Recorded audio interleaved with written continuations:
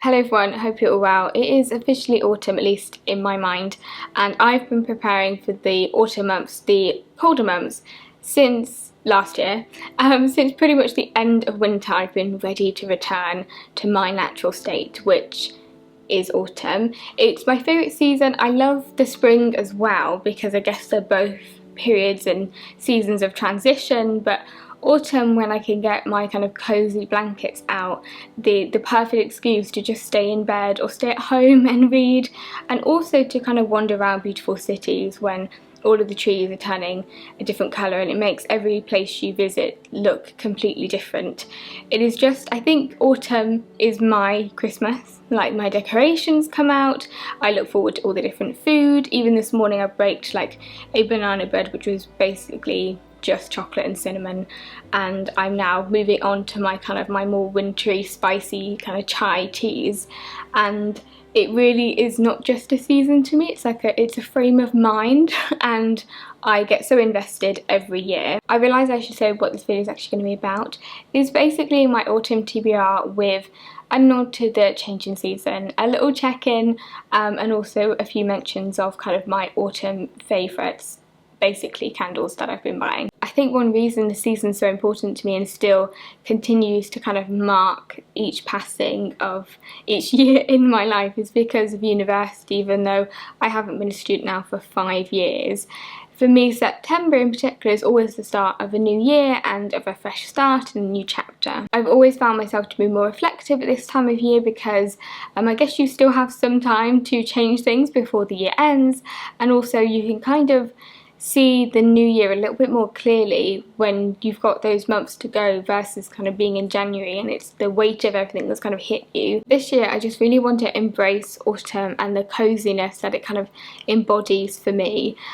Enjoyment has been my overall kind of theme of this year, especially in terms of reading, is to just take time out to enjoy the things that I want to enjoy and feel no guilt around that, especially when it comes to kind of like the toxic productivity that I find myself often being guilty of, especially with overworking. And yeah, so that is kind of something I've been putting a lot of emphasis, especially as we now kind of go into the colder months when I work from home. That can often be a more challenging time sometimes to work from home, especially when it is so dark all of the time. So when I think about autumn this year, it is about baking my favourite things at home, which always include a lot of cinnamon. It's about playing Animal Crossing because autumn in Animal Crossing is my favourite time to play. I've also started watching Gilmore Girls for the first time recently.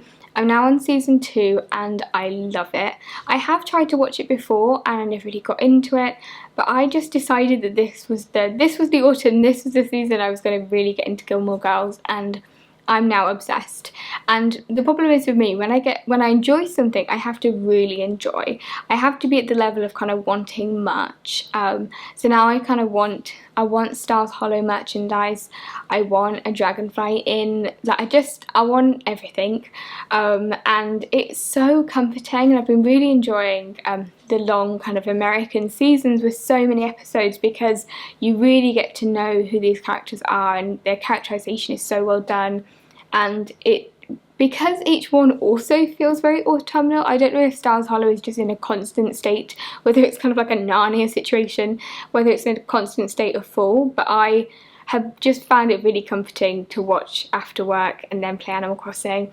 So even though it is just September, I am already in my kind of new traditions with Gilmore Girls, and kind of having a variety of cinnamon goods and kind of pumpkin spice teas. I'm here for it. With the mention of cinnamon, one of the main reasons I think I like autumn so much is that I'm such a sensory person. Like, my sense of smell is just slightly next level. A lot of the smells I really love are very autumnal, so kind of the more spicy, slightly sweet smells that aren't floral, kind of warm, cocoa, all of that kind of baked goods kind of genre of smells.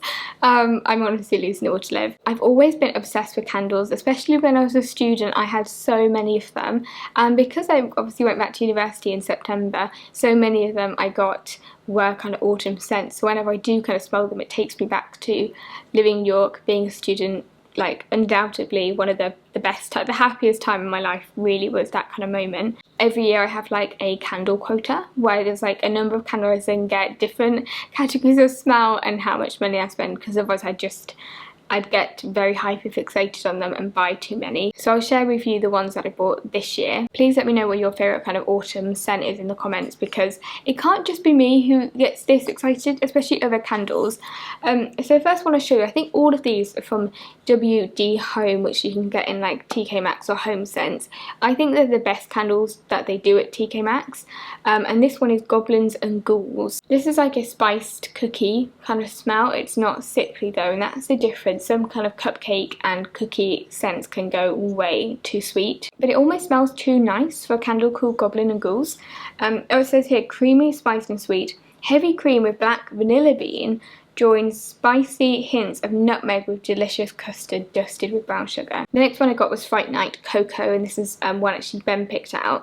And I love how they have like the latte art of the baton, and it is just kind of cocoa, and I have had quite a few. When I was a student, I remember having cocoa scented candles. I don't know why, I just got really into them, and I did have some because there was I think there still is a Home Sense in York, but there was a Home Sense just down the road from where I lived, and so I had a lot of cocoa, so it was really a reminiscent scent of that. But in the evenings when I often make Ben like crazy hot chocolates with a variety of things and with cream. I just get really into making them in the autumn, and I think that's why Ben picked this one. The next one is apple pie, and I actually find that apple candles are the hardest ones to get right because they're either so appley they're almost too tart, or they're just very, very sickly sweet, and I feel like this is a really good mixture of them because you kind of have that slight cookie smell to them but a little bit more caramelized. I'm acting as if this is like I know actually anything about the notes of a candle because I really don't. She says having like an intense sense of smell. But it says homemade apple pie with aromatic cinnamon, golden nutmeg and creamy vanilla bean. So that kind of vanillary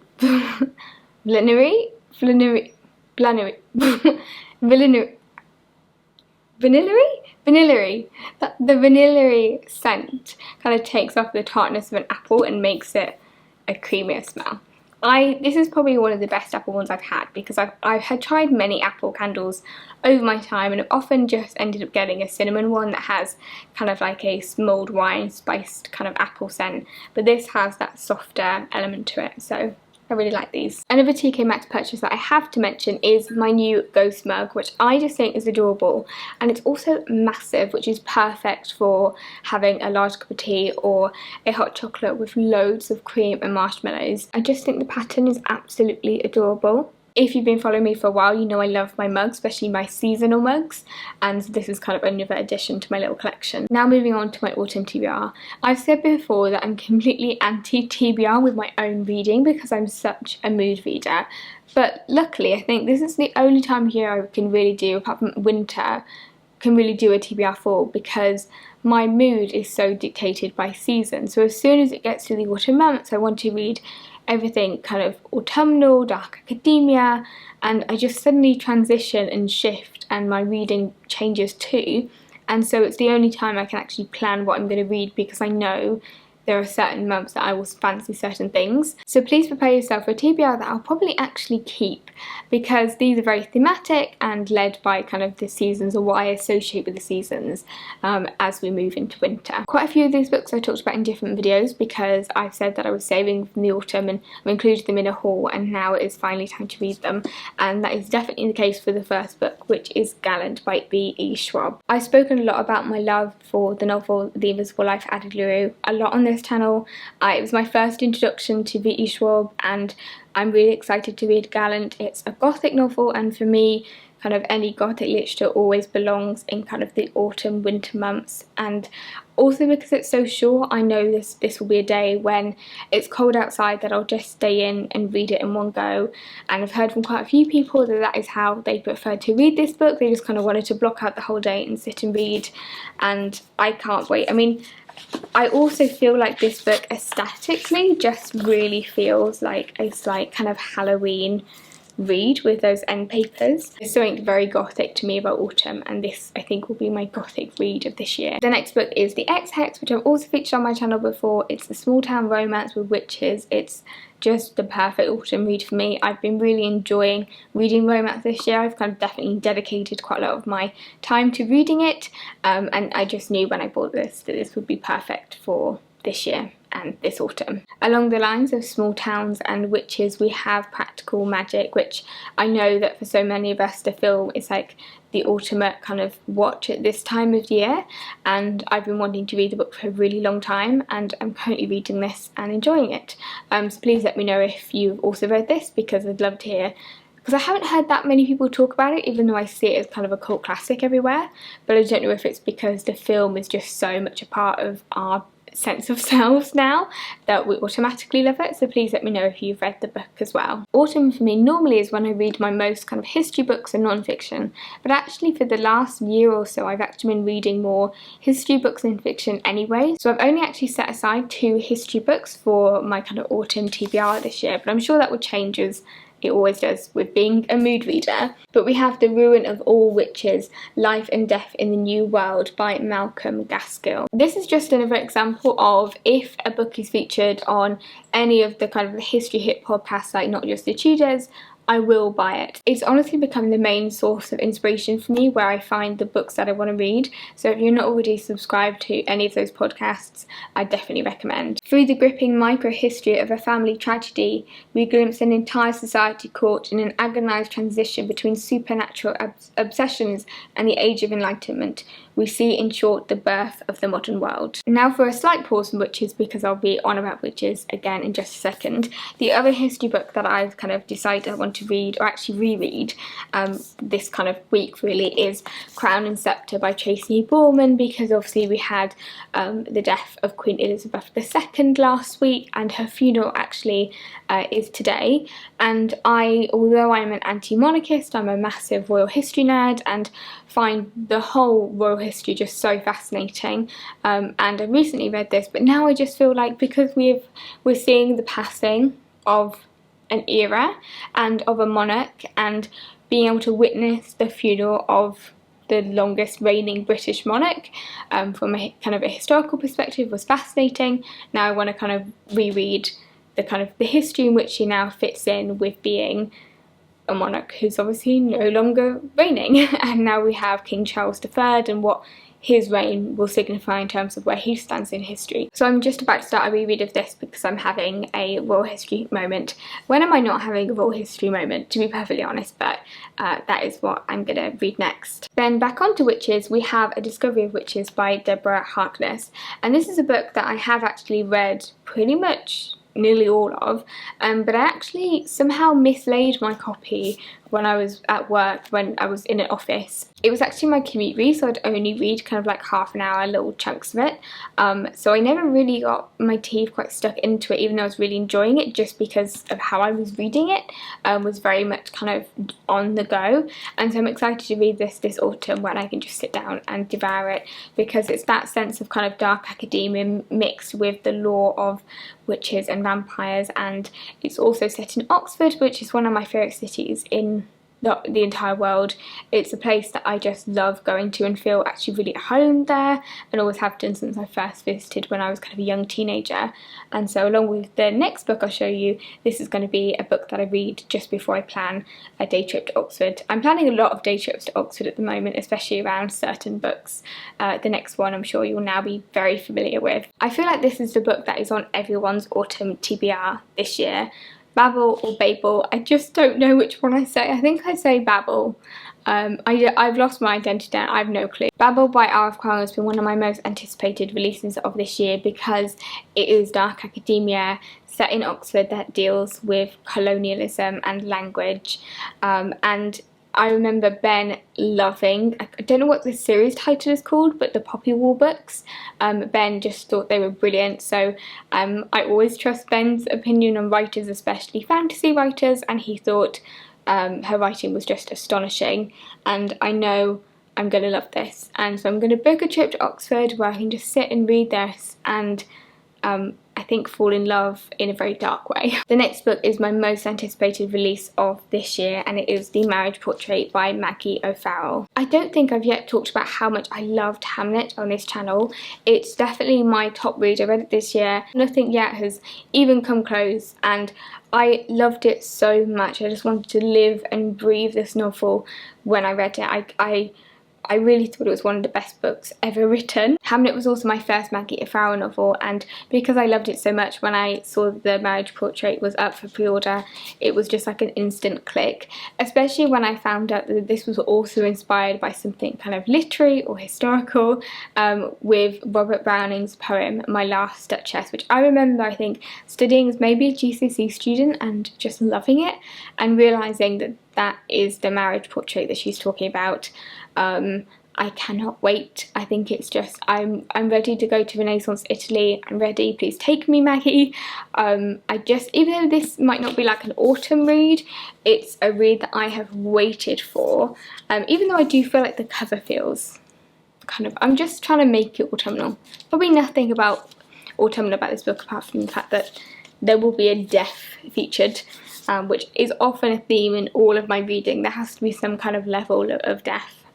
Always like more bodies at the end of the novel than there is at the beginning. This book I really had to mention because of the title, but it's kind of a part of like an ongoing project. Well, not an ongoing, I'm just reading this series, that's what I'm doing. I so rarely actually read series that I'm not used to it, so it feels like a project. But it is Drums of Autumn by Diana Gabaldon, and the Outlander series is a series I really enjoy reading. I tend to read one every few years, and I tend to read them really slowly across the entirety of the year, which is exactly what I've been doing with Voyager, which I finished I think at the beginning of this year, but I'd honestly been reading it for a year, partly because they are quite big books, but just because I feel like I know Outlander so well that I can just pick it up and read every now and again. So even though this is a part of my autumn TBR, it has to be because of the title. It will be something that I probably start later on in the kind of the months and then read for the entirety of 2023, which I have a really bad habit of doing with the Outlander books, but I enjoy reading them that way, and have been slowly reading the whole series, and I just hope that I'll read them all before I die. And on that very somber note, I'm finished. They are all the books.